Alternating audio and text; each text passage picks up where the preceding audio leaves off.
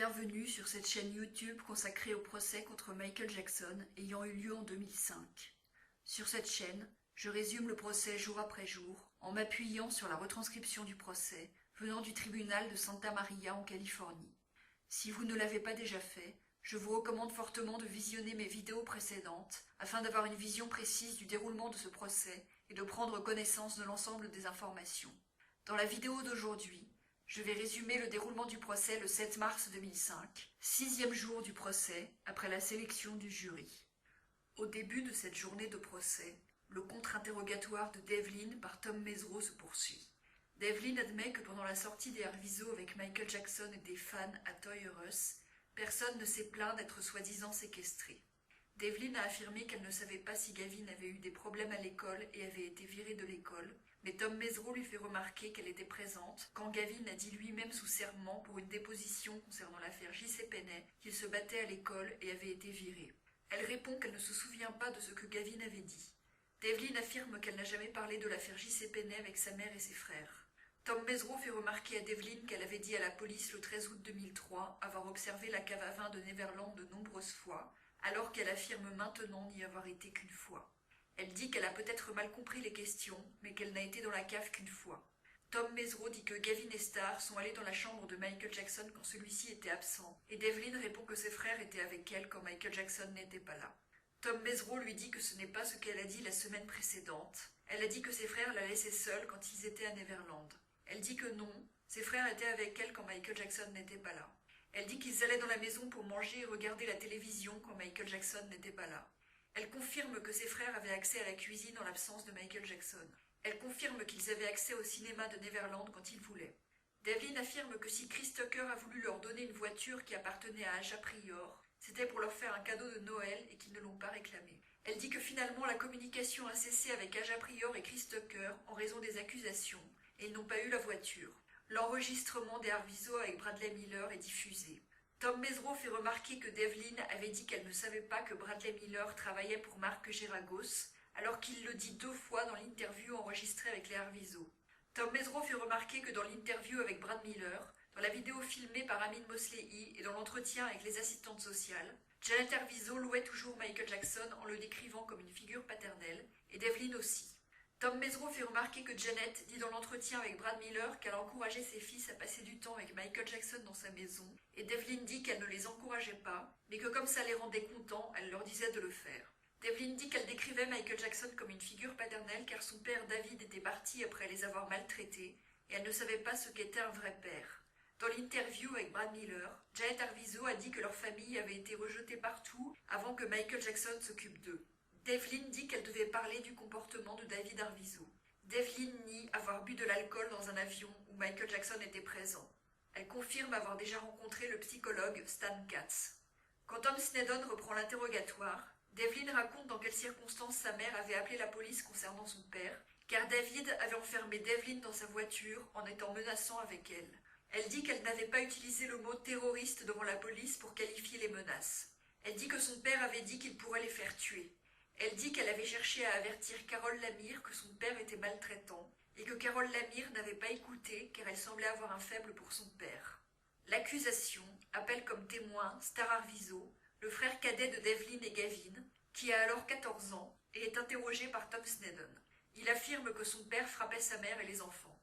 Star dit qu'il était présent 2 fois quand Michael Jackson a téléphoné à Gavin à l'hôpital.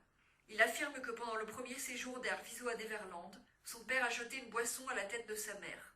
Star affirme qu'il avait le code pour accéder à la chambre de Michael Jackson et que c'est Michael Jackson qui le lui avait donné. Il affirme qu'un garde de la sécurité lui avait donné le code permettant d'ouvrir toutes les portes de Neverland.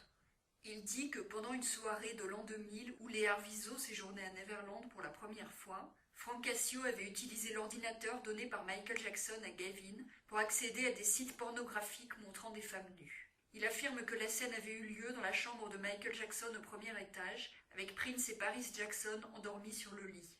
Il affirme que Michael Jackson a commenté la photo d'une femme au t-shirt relevé en disant « Got milk », puis a chuchoté à Prince qui dormait « You're missing some pussy ». Gavin et Star ont dormi dans le lit avec Prince et Paris, pendant que Michael Jackson et Frank Cassio dormaient par terre.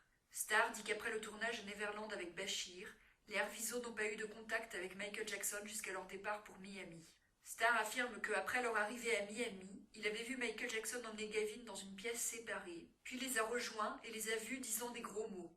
Il dit que Michael Jackson lui a dit de les rejoindre pour participer, jusqu'à ce qu'arrive Grace, la nounou de Prince et Paris. Starr affirme qu'il avait vu Gavin trébucher et agir bizarrement dans la soirée à Miami, en tenant une canette de soda à la main. Il dit que Gavin tenait une canette de 7-Up et qu'il a vu du rouge au bord de la canette, et que le lendemain Gavin avait un mal de tête. Starr affirme que Michael Jackson avait éteint la télé pour l'empêcher de regarder Living with Michael Jackson pendant la diffusion. Starr affirme que Michael Jackson et Gavin avaient bu dans des canettes dans l'avion revenant de Miami, et que Michael Jackson lui avait tendu une canette que Starr avait goûtée, et Michael Jackson avait dit que c'était du vin. Starr dit que Michael Jackson avait une canette de Coca Diet et Gavin une canette de Sprite. Starr dit que Michael Jackson avait léché la tête de Gavin.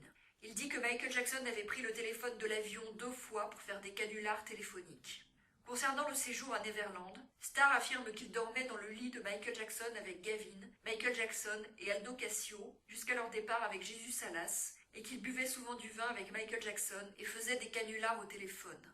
Il dit que Michael Jackson appelait le vin Jesus Juice. Il dit qu'il n'est jamais allé dans la cave à vin sans Michael Jackson. Il dit qu'il ne faisait pas de devoirs et se couchait à 2 ou 3 heures du matin. Starr dit que Dieter avait dit au Arvizo de dire des bonnes choses sur Michael Jackson dans la vidéo qui allait être filmée chez Hamid Mosley. Il dit qu'avant leur départ avec Jesus Salas, Frank Cassio lui avait dit qu'il avait des moyens de faire disparaître ses grands-parents. Starr dit qu'il avait menti pendant la vidéo filmée chez Hamid Mosley en affirmant que Michael Jackson les aidait pour leurs devoirs ou qu'ils avaient son numéro et qu'il avait dit aussi des choses fausses devant les assistantes sociales. Il dit que le garde du corps envoyé par Michael Jackson pendant l'entretien avec les assistantes sociales avait un enregistreur et a dit à Janet que quelqu'un voulait qu'elle ait cet enregistreur, mais les assistantes sociales ont dit qu'elles ne pouvaient pas l'avoir. Il dit qu'à Neverland, sa mère ne quittait jamais la maison pour inviter où elle était logée. Il dit que Michael Jackson le surnommait Blowhole et appelait Gavin Applehead ou Doudou. Il dit que Gavin appelait Michael Jackson Daddy. Starr confirme qu'ils sont restés à Calabasas quelques jours avant l'éventuel départ pour le Brésil et ont fait du shopping. Il dit qu'à l'hôtel à Calabasas, il y avait Frank, Vinny et un homme s'appelant Johnny. Il dit que Frank disait qu'il voulait que le voyage au Brésil soit pédagogique et que Michael Jackson allait les rejoindre au Brésil. Il dit qu'après s'être installés dans leur chambre d'hôtel à Calabasas, ils n'ont pas revu Frank et Vinny dans leur chambre. Il dit qu'après leur séjour à Calabasas, Michael Jackson leur avait montré qu'on pouvait écouter les appels téléphoniques à Neverland. Starr dit que Michael Jackson avait prononcé le mot clitoris devant lui en regardant un film et affirme qu'il ne sait toujours pas ce que ce mot signifie. Starr dit qu'il regardait une fois un film avec Gavin quand Michael Jackson était rentré nu dans la pièce et avait pris quelque chose dans un coin de la pièce. Il s'était assis sur le lit en leur disant que c'était naturel et Starr et Gavin n'avaient rien dit. D'après lui, la scène avait duré environ 2 minutes et Starr affirme que Michael Jackson avait une érection.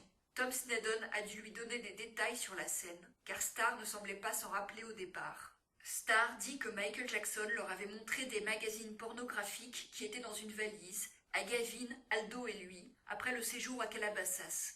Il dit qu'ils ont regardé les magazines sans faire de commentaires. Il dit que les magazines montraient des femmes nues. Il dit que la première fois, c'était au rez-de-chaussée de la chambre, et la seconde fois, quelques jours plus tard, à l'étage de la chambre de Michael Jackson. Starr affirme que Michael Jackson avait simulé des rapports sexuels avec un mannequin sur son lit, en riant, devant Aldo, Gavin et Starr, pendant quelques secondes. Starr dit que Michael Jackson lui avait demandé s'il se masturbait, que Starr avait dit non, et que Michael Jackson lui avait dit que tout le monde le faisait, et qu'il devrait essayer. Il dit que la scène a eu lieu en présence de Gavin et Rio.